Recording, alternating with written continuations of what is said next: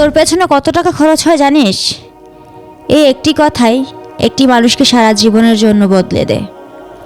ছোটবেলায় শুনতে শুনতে সে শিখে যায় আমি একটি বোঝা। তারপর বড় হয়, নিজের জন্য ভালো কিছু কিনতে গেলেও তার হাত কাঁপে, ভালো কোনো খাবার খেতে গেলেও তার মনে হয় টাকা নষ্ট করছি।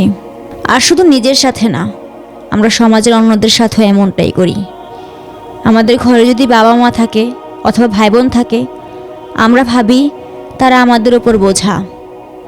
যদি কোনো একদিন মেহমান আসেন, তাহলে আমরা মনে মনে বিরক্ত হই আর ভাবি আর একটা খরচ বাড়লো। কিন্তু ইসলাম কি বলে জানেন? এক ব্যক্তি রাসূলুল্লাহ সাল্লাল্লাহু আলাইহি সাল্লামের কাছে এসে বলল তার ভাই তার ওপর নির্ভর করে, সেজন্য একটা বোঝা। তখন রাসূলুল্লাহ সাল্লাল্লাহু আলাইহি সাল্লাম বললেন, হয়তো তুমি তার কারণে রিজিক প্রাপ্ত হচ্ছ। তিরমিজি। তাই ভাবুন তো, আপনি যাকে বোঝা ভাবছেন সেই হতে পারে আপনার জীবনে বরকতের কারণ। তার রিজিক আল্লাহ তাআলা হয়তো বা আপনার কামাই দিচ্ছেন। তাই পরের বার কাউকে বোঝা ভাবার আগে এটি কথা মনে রাখবেন, কেউ কারোর বোঝা নয়। আসলেই কিছু মানুষ আপনার জীবনের রিজিকের দরজা।